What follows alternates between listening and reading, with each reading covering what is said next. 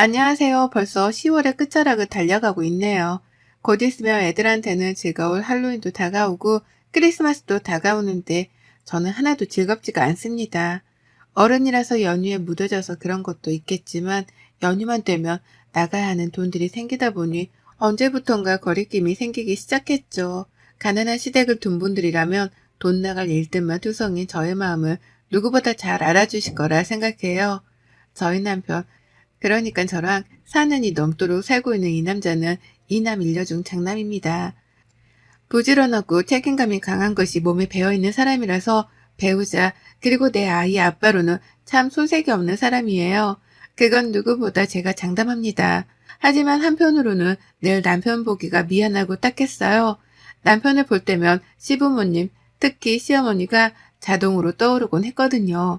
어릴 적부터 얼마나 장남의 책임을 지게 했으면 남편의 얼굴에서 웃음기가 잘 안 보이는가 싶기도 하고 얼마나 장남 노릇만 하고 살게 했으면 여전히 시부모님의 노후를 책임져야 한다는 생각에 미치도록 일만 하는가 싶었답니다. 억척스러울 정도로 일을 하고 사는 남편이 고마우면서도 안쓰러울 수밖에 없었던 거죠. 시부모님께서는 정말 없이 산 집안의 표본이라고 해도 믿을 정도로 모아놓은 돈도 없고 뭣도 없으셨어요. 가진 것으로 사람을 판단하지 않지만 가진 것으로도 사람을 판단할 수 있겠다는 생각을 처음으로 품게 해준 분들이 바로 제 시부모님이셨습니다. 너무 당연한 것이겠지만 저희 부부는 결혼을 하면서 시부모님께 단 한 푼의 경제적인 도움도 받지 않았어요. 지금 제 나이가 39이고 남편이 42이에요. 남편이 4년 전이었던 38에 늦게 결혼을 했던 이유도 다 시부모님의 여력 없는 경제력 때문이었답니다. 연애하던 시절에도 남편이 시부모님 생신 그리고 명절이 되어서 때에 맞춰 용돈을 보내드리는 걸 수없이 바라봤는데요. 특별한 날이 아니더라도 병원 갈 일이나 조그만 돈이 나갈 일이 찾아오면 꼭 제 남편을 찾더라고요.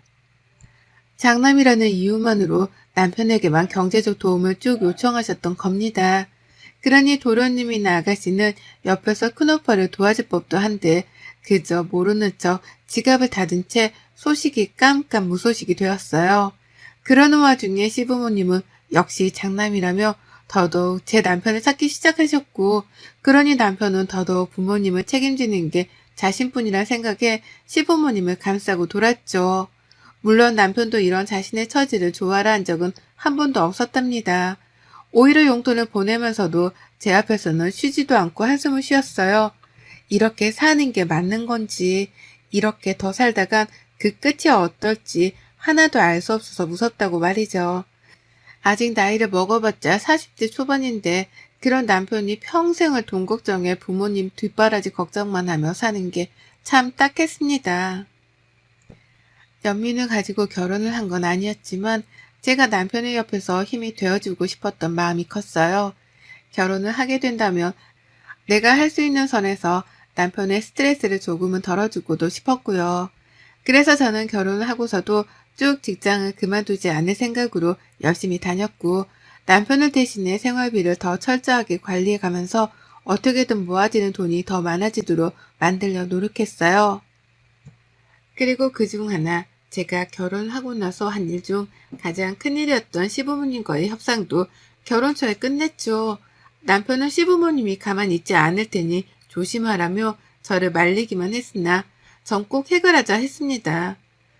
남편한테 맡겨놨다는 듯이 매번 용돈을 타가고 그 돈 모자라 또 돈을 요구하는 그 행동들을 고쳐보고자 한 거죠.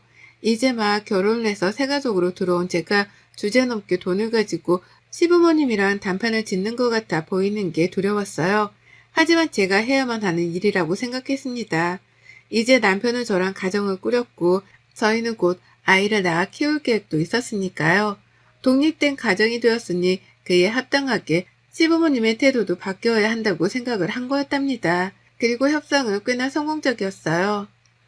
물론 그에 뒤따르는 시어머니의 눈초리를 몇 년 동안 당하고 있긴 하지만 가정을 꾸리고 사는데 드는 돈도 많으니 앞으로는 매달 정해진 금액 외엔 드리지 않겠다고 한 거죠. 다달이 20만 원씩 말입니다. 설날이나 명절에 따로 나가는 돈 한 푼 없이 말이죠. 누군가에겐 정말 쥐꼬리만큼 적은 돈일 수도 있겠지만 저희 부부한테 다달이 20만 원은 큰 돈이었어요. 저도 일을 하고 남편도 일을 하지만 그 돈을 모았다가 아이한테 외식을 한 번 더 시켜줄 수도 있는 거고 제대로 된 근사한 옷 몇 벌을 사다 줄 수도 있는 돈이었습니다.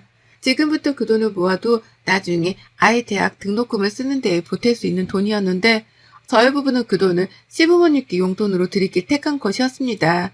워낙 없이 사는 거 누구보다 잘 알았으니까요. 그렇다 보니 저도 마지막 배려라고 꺼낸 말이었고 시부모님도 처음엔 불편하고 싫어해하더니 아예 안 받는 것보다 낫다 싶었는지 그러라고 수긍을 해주셨어요. 그렇게 저희 부부는 신혼 초에 시부모님과 결단을 내려 다달이 20만 원씩 보내드리고 있었고 저는 그 후 딸아이를 낳았습니다. 딸아이를 낳고 보니 들어가는 돈이 더 많아지니까 시부모님께 드리는 용돈이 전보다 훨 아까웠어요. 왜 나는 부유한 시댁을 못 가져 여태 내 부모도 아닌 시부모님의 용돈을 보내드리고 있나 싶은 신세한탄도 해봤고요. 하지만 별 수 있나요?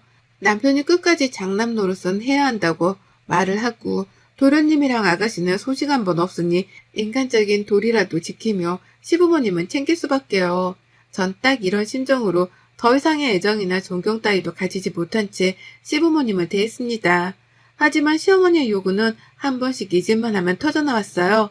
받는 용돈으로 만족을 못하셨던 거죠. 아들한테 돈 한 푼 보내주신 적도 없고 그렇다고 다른 집들처럼 김치 한 포기조차 보내주신 적이 없는 어머님이셨는데요. 자신은 아무것도 해주질 않으면서 자식들한테 뭔가를 자꾸만 바라더라고요. 아직도 용돈을 20만 원의 합의를 본 것에 대해서 모든 게 제 탓이라며 며느리 보기를 돌같이 보는 어머님이셨어요. 말도 잘 안 나누려 하시고 허구한 날 아들이 마음고생이 많겠다 라고 하면서 가스라이팅 비슷한 걸 하려 하며 제 앞에서 말을 꺼내셨죠. 저 때문에 남편이 눈치 보느라 힘들겠다는 걸 그렇게 비꼬아서 말씀하셨던 겁니다. 왜 저러나 싶고 또 왜 저렇게까지 눈치가 없나 싶어 속에서 천불이 났어요. 여태 아들한테서 받는 그 용돈이 모자라다고 생각을 하는 건가 싶어 염치 없는 부모 같아 보이기도 했죠. 내가 자식을 낳아놓고 보니 나는 저러지 못할 것 같다는 생각에 시부모님의 마음가짐이 더욱 불손하게 여겨지기도 했고요. 하지만 이런 제 마음을 아는지 모르는지 시어머니는 가끔 저 몰래 남편에게 연락을 해서 어떻게든 용돈을 한 푼이라도 더 받아가려 하셨답니다. 여전히 병원비에 용돈이 모자란다는 투정을 부려가면서 말이죠. 그러면 남편은 생활비 관리를 하는 저한테 돈을 더 달라고 이씨죽고를 할 수밖에 없었고 그래서 전 시어머니가 남편에게 하는 모든 말들을 전해 듣고 있었죠.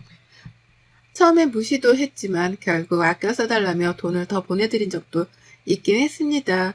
손녀딸도 태어났는데 그 와중에 돈을 달라는 소리를 더 하실까 싶기도 했죠. 하지만 시어머니는 늘 저의 예상을 빗나갔고 여전히 아들에게서 돈을 받으며 살겠다는 그 표독스러운 표정을 지우지 않으셨답니다. 갈수록 저하고는 더욱 싸늘해지는 것도 같았고 저 또한 이런 관계가 불편하긴 마찬가지였으나 별 수 없었어요. 충분히 일을 하실 수 있던 나이 때부터 백수 생활을 자처하며 자식에게 돈을 받고 살던 시부모님이었어요.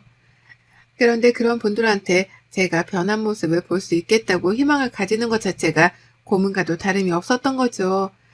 그러니 기대는커녕 그저 거리를 두면서 사는 방법을 택했답니다. 그러는 사이 저는 누구보다 좋은 부모가 되어야겠다는 다짐을 수도 없이 하게 되었어요. 내 남편이 없이 사는 시부모님 때문에 평생을 돈 걱정에 뒷바라지 걱정을 하며 사는 게 참 딱해 보였거든요.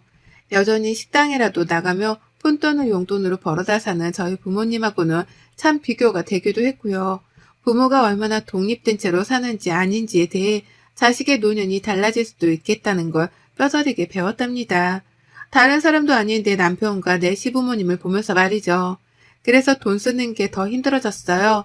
한 푼이라도 더 모아서 내 자식한테 물려주고 싶다는 욕구가 강하게 들었거든요. 생각 없이 써볼 법한 돈, 이를테면 길거리에서 사먹는 분식값도 모아서 내 아이한테 주자 싶었습니다.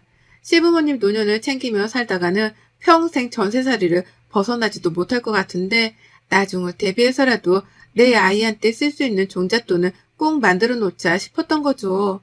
그래서 저는 아이 앞으로 적금을 넣었어요. 많이는 넣지 못하지만 다달이 80만 원씩 적금을 넣었습니다. 갑작스러운 코로나 때문에 더욱 나중이 걱정이 되었던 나머지 적금 하나만큼은 꼬박꼬박 넣었어요. 다 내 아이 잘 되라는 마음으로요. 그 돈으로 아이가 대학 등록금에 보태 쓰던, 세계 여행을 하는 데 보태 쓰던 상관없었습니다. 내 아이가 부모한테서 받은 돈으로 하고 싶은 걸 뭐든 해가면서 지내길 바랬던 것 같아요. 그 마음으로 군것질 하나 배달 음식 한 번을 더 아끼고 참아가면서 적금을 꼬박꼬박 넣었습니다. 그리고 얼마 전 그 적금이 만기가 되었어요. 1년짜리 적금이었고 만기 되면 2년짜리, 3년짜리 이렇게 꼬박꼬박 만기 통장을 만들어가 볼 생각이었습니다. 통장에 따라 아이가 쓰고 싶어하는 용도에 따라 다르게 쓰게 하려는 의도도 있었고, 만기가 되어 있는 통장이 많으면 많을수록 배가 부른 기분이 들 것 같아서 저 좋으라고 해봤어요. 만기가 된 날 아이 앞에서 이걸 다 설명하기는 힘들었지만 아이를 보면서 좋다고 괜히 눈물도 글썽였고, 그날은 오랜만에 아이 데리고 저희 부부가 다 같이 외식도 했습니다. 물론 외식 비용은 제 월급에서 나갔고요. 괜히 미래에 대한 확신이 들더군요. 이런 식으로 통장을 한두 개씩 만들다 보면 우리 부부가 회사에서 퇴직을 하기 전에 아이 대학 등록금은 미리 다 벌어놓을 수 있겠다 싶었으니까요. 만기 통장을 만지는 남편도 괜히 기분이 특별했던지 혼자서 그런 말을 하더라고요. 아이가 나중에 공부할 때가 되면 공부만 할 수 있게 해줘야지 라고요. 그 말을 듣고 눈물이 나올 뻔했답니다. 남편은 대학에 들어가서도 용돈을 번다며 알바를 뛰느라 제대로 된 공부를 하기 힘들어했다고 하더라고요. 그래서 늘 졸린 걸 참아가며 힘든 몸을 이끌고 공부를 해야 했고, 그게 참 뒤돌아 생각해봐도 지옥 같은 시간이었다고 말이죠. 그걸 자기 아이한테는 되풀이 해주기가 싫다더군요. 그런 남편을 보며 전 적금을 들어놓길 100번, 1000번 잘했다 다시 한번 되새겼고요.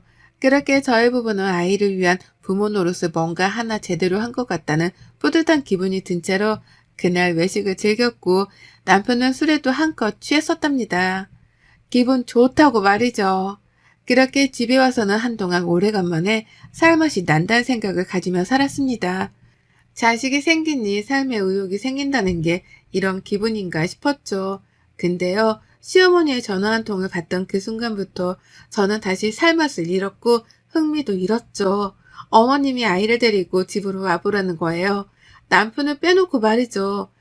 느낌이 쎄했어요. 제가 알던 시어머니라면 남편을 빼놓고 시댁에 오라고 할 적에는 분명 특별한 이유가 있었습니다. 대표적으로 돈을 더 달라는 말 같은 걸 하기 위해서 말이죠. 그런데 하필 아이 적금을 만기시키고 기분이 좋아 죽겠는 이맘때에 시어머니가 몰래 저를 부르니 참 껄끄러웠어요. 이걸 가야 하나 말아야 하나 한참 고민을 하는데 시어머니는 고민할 필요도 없다 싶으신지 전화에 불이 날 만큼이나 계속해서 절 찾으셨습니다. 저희 애를 꼭 같이 데리고 오란 말을 반복하시면서 말이죠. 그래서 전 아이를 데리고 시댁을 찾았어요.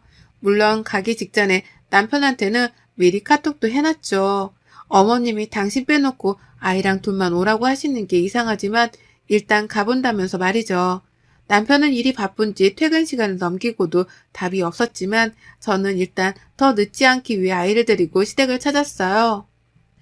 입구에서부터 조그마한 문이 보이는 게 숨이 답답할 지경이었으나 내 아이라도 보고 싶은 마음에 불렀을 수도 있겠다는 생각에 약간의 희망을 품고 찾았습니다. 그리고 살짝 품었던 희망이 순식간에 터져버린 풍선처럼 날아가 버리는 심정을 경험했죠. 집에 들어가자마자 시아버지는 방 안으로 들어가 버리셨고 시어머니만 혼자 억지로 아이를 불러 안으면서 저희를 맞이하셨어요. 누가 봐도 억지로 아이를 환대해주는 게 표정에서 다 드러나는지라 저도 불편하고 기분이 나쁘다는 표정을 숨기지 못했습니다. 많이 억지스럽다는 표정으로 어머님께 웃음을 보이며 거실 바닥에 앉았어요. 참고로 시댁에는 소파도 공간조차 없어 다 같이 모일 때에는 거실에 다닥다닥 붙어 앉곤 했습니다. 이번에도 마찬가지였고요. 앉으니 시어머니는 왔냐며 물 한 잔을 내어놓더라고요. 그걸 마시지 않고 그냥 멀뚱히 어머님을 바라보다 물었습니다. 무슨 일이신데 남편을 빼놓고 오라 하냐고 말이죠. 용돈 때문에 또 그러는 거냐면서 미리 용돈에 관해서는 더 금액을 늘려줄 생각이 없다는 걸 못 받겠다는 듯이 질문을 던졌더니만 어머님은 그것 때문은 아니고 라면서 손사래를 치셨습니다. 그리고서는 제가 아닌 손녀딸을 흐뭇하단 표정으로 빤히 바라보는 거예요. 생전 한 번도 그런 여유로운 표정으로 내 아이를 바라봐 준 적이 없는 분이셨는데 순간 무슨 성모 마리아라도 된 줄 알았습니다. 어찌나 표정이 인자롭던지. 제가 다 엎드려 기도라도 해야 할 판인가 싶었네요. 어머님은 한참 동안 손녀딸을 특별하다는 듯이 흐뭇이 바라보다가 저에게 나지막히 말을 꺼내셨어요. 저기 그게 저번에 네 남편이 전화해서 하는 말을 들어보니까 얘 앞으로 만기된 적금이 있다던데 맞냐? 라고 물으셨답니다. 순간 심장이 쿵 하고 떨어지는 줄 알았죠. 내 아이의 만기된 적금에 대해서 묻다니 갑자기 초대해서는 적금 얘기라니 아무리 생각해도 이 상황이 앞뒤가 안 맞고 뜬금없어서 황당했죠. 남편이 전화해서 얘기를 했다는 말에 화가 치밀어 올라 당장 물었습니다. 남편이요? 남편이 먼저 전화를 해서 아이 적금 얘기를 꺼내던가요? 라고 말이죠. 남편이 다 꼰지른 건가 싶은 마음에 남편을 향한 화로 마음이 진정되지가 않았어요. 그래서 시댁에 가는 중이라는 내 카톡도 씹은 채 여태 답장이 없는 건가 싶었는데 시어머니는 그게 다 뭔 상관이냐는 표정으로 제게 다시 질문을 했습니다. 지금 그게 중요한 게 아니고 그래서 얼마 정도 들었는데 적금 한번 하고 나면 막 1,000만 원, 2,000만 원씩은 쌓이는 거 아니냐? 근데 이 조그만한 애한테 그 큰 돈이 당장 뭐에 필요하다고 그 큰 돈을 적금으로 넣어놔. 라고 하면서 한두 개도 아닌 질문들을 마구 쏟아냈어요. 뭐부터 답장을 해드려야 할지 모르겠을 정도로요. 무엇보다 저는 시어머니랑 내 아이 적금을 가지고 대화를 나누고 싶지 않았습니다. 그런데 어머님은 지독한 관심을 보이더니 급기야 본론을 꺼내셨어요. 참나. 글쎄 시댁 전셋집으로 옮기는 데 필요한 보증금으로 보태 쓰자는 거예요. 내가 내 아이 생각해서 행복하게 넣어둔 적금 만기 통장인데 그걸 자기들 집 옮기는 데 쓰자고 절 부른 겁니다. 무엇보다 당연히 자가라고 생각한 시댁이었는데 그게 자가도 아니고 전세였다는 사실에 저는 뒷목 잡고 순간 쓰러질 뻔도 했어요. 이 조그만한 애가 당장 돈 쓸 일이 뭐 있다고. 내일 모레 죽을 사람들부터 일단 마저 살고 봐야지. 라고 하며 내 아이 통장을 당연스레 달라고까지 하는데 연속으로 얻어맞은 이 충격적 사실들에 저는 경악을 금치 못했고요. 그 자리에서 당장의 아이를 데리고 현관으로 나와 신발을 신겼습니다. 뒤따라온 시어머니한테 손사래를 쳐가면서 말도 섞기 싫으니 입 좀 다물어 달라고 했죠. 진절머리도 나고 구역질도 난다고 하면서 말이죠. 하지만 시어머니는 통장 좀 달란 소리를 멈추질 않으셨어요. 주지 못하면 차라리 빌려달라면서 능력도 없는 분이 언젠가는 그 돈을 갚을 거라는 거짓말까지 해가며 제게 도움을 요청하더라고요. 손녀딸 만기 통장으로 조금 더 넓은 전셋집으로 이사가고 싶었던지 주제넘게 전셋집 타령을 해가면서 돈을 달라고만 하셨어요. 자기들 수준에 맞게 월세집이라도 들어가서 열심히 월세돈이라도 벌어오던가 해야 할 텐데 스스로 하는 일이라고는 하나도 없는 분들이셨습니다. 그 와중에 시아버지는 시어머니 혼자 단판을 지어보라면서 도망치듯 방 안으로 들어가 계셨던 거였어요. 너무 화도 나고 나를 이 지경으로까지 밀어낸 남편을 향한 분노가 막 들끓었습니다. 어떻게 아이 통장을 다른 사람도 아닌 시어머니한테 공유를 할 수 있나 싶어 실망스러워 배신감이 치솟는 그때 남편 목소리가 들렸어요. 문 앞에서 실랑이를 하고 있던 저희 목소리를 들은 남편이 밖에서 소리를 지르며 달려온 겁니다. 문을 열자마자 남편은 저랑 아이를 문 밖으로 내보내더니 자기 혼자 문을 쾅 닫고 시어머니를 상대하겠다고 들어갔어요. 저는 영문도 모른 채 잠긴 문 앞에서 아이를 데리고 남편을 기다려야 했고요. 집이 워낙 낡았고 좁다 보니 안에서 나누는 남편의 대화는 밖에서도 훤히 들렸습니다. 그리고 그제서야 알았죠. 남편이 시어머니께 아이 적금에 대해 얘기를 한 건 술에 취해 한 말실수였다는 걸 말이죠. 그날 너무 만기된 통장에 기뻐 아이랑 다 같이 외식을 했던 날 남편이 술에 취해서 시어머니께 따로 전화를 했더라고요. 우리는 아이를 행복하게 살게 만들려고 지금부터 이렇게 노력을 하는데 엄마는 도대체 뭘 해줬냐는 일종의 투정 같은 걸 술에 취해 했던 겁니다. 시어머니랑 시아버지께 말이죠. 하지만 시어머니는 아들이 술에 취해 그런 말까지 하는데도 미안해하기는커녕 손녀딸한테 적금 만기 통장이 생겼다는 사실에 눈독을 들여 기어코 저를 집으로 불러들인 거였어요. 그 통장을 자기한테 달라는 말을 꺼내기 위해서 남편은 쏙 빼놓은 채로 저랑 아이만 불러들이셨던 겁니다. 평생 적금 통장이라는 걸 만들어 본 적도 없고 구경해 본 적도 없는 분들이어서 통장의 주인인 아이를 데려와야지만 통장을 볼 수 있는 줄 알고는 아이까지 불러내신 것이었고요. 무식이 철철 넘치는 시어머니한테 무슨 좋은 말을 듣겠다고 여기까지 찾아온 건가 싶어 스스로한테 후회가 물밀듯 밀려왔어요. 그와는 별개로 남편도 이 상황이 어이가 없던지 집안에 들어가 소리를 지르고 물건을 던져가며 난리를 피우더라고요. 끝까지 장남 역할을 하며 시부모님 뒷바라지를 해주던 남편인데 그렇게 시부모님께 난동을 피우며 화를 내는 건 처음 봤답니다. 어찌나 소리를 지르던지 바로 옆에서 남편이 말을 하는 것만큼이나 바깥으로까지 소리가 크게 새어나왔어요. 우당탕탕 소리는 애사도 아니었고 방에 들어가 있던 시아버지까지 나와서 남편을 말렸지만 남편은 듣질 않고 난동을 피웠답니다. 부모로서 해준 게 뭐가 있다고 손녀딸 앞으로 들어간 만기 통장까지 뺏으려 하냐면서 아주 난리를 피우더니 그 끝에 선전포고를 했답니다. 남편이 글쎄 자기 입으로 더는 시부모님께 용돈을 드리지 않겠다고 선전포고를 한 거예요. 그 말이 튀어나오자마자 시아버지에 이어서 시어머니까지 아이고 하더라 라며 대성통곡 비슷한 곡소리가 흘러나왔고 남편은 그런 애처로운 시부모님을 뒤로 한 채 집 밖으로 튀어나왔어요. 다신 연락도 하지 말라면서 절연하잔 송구도 날렸고요. 남편의 손에 잡힌 채로 시댁을 빠져나오는데 뭔가 알 수 없는 희열이 느껴지더라고요. 제가 변태는 아니지만 이런 말에 소름 끼치도록 신이 났습니다. 시부모님께 더 이상 용돈을 드리지 말자니, 다신 보지도 말자니, 이 말을 남편이 꼭 지켜주길 바라는 마음으로 남편을 뚫어져라 쳐다봤는데 남편이 이런 제 마음을 이해한 건지 저를 보며 말하더라고요. 나 다신 우리 부모님 뒷바라지 안 해. 혼자 안 해. 급하면 동생들을 찾거나 걔들이 알아서 하겠지 뭐. 나 혼자 자식이야? 왜 나 혼자 평생을 이렇게 밑빠진 독에 물 붓는 것 마냥 갖다 바치고 살아야 해? 그러다 이젠 하다하다 내 딸 만기된 적금 통장까지 넘봐? 적당히 해야 말이지. 라고 말입니다. 저는 오로지 시부모님처럼 살지 않기 위해 그리고 내 아이를 위해서만 들었던 적금이었는데요.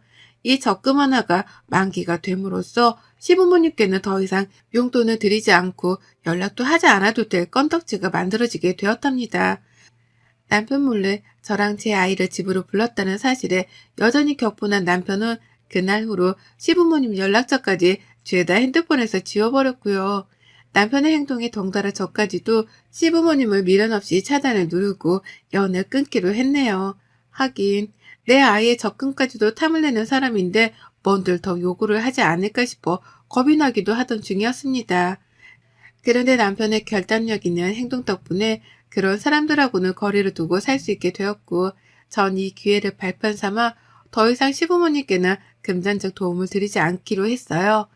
앞으로 짧게는 몇 년 안 될 수도 있지만 길게는 수십 년도 더 뒷바라지를 해드리고 살아야 할 게 뻔한데 여기서 그만두는 게 옳다 판단한 거죠. 남편도 저랑 같은 마음인 것 같고요. 낳아준 은혜는 있지만 키워주며 받지 못한 은혜에 이쯤에서 정리하는 게 맞다 싶습니다. 손녀딸 통장에도 손을 대고 싶어 하는 줄은 몰랐기에 실망감이 배로 크게 다가왔는데요.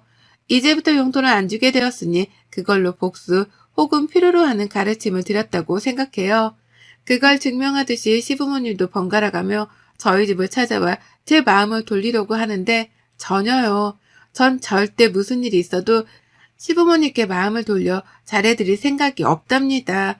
더욱 굳게 결계를 찌고 벽을 세워 시부모님이 우리 부부 혹은 내 아이한테 그 어떤 것도 가져가지 못하도록 경계만 하고 살 거예요. 여러분의 생각은 댓글로 남겨주세요. 오늘도 시청해 주셔서 정말 감사합니다.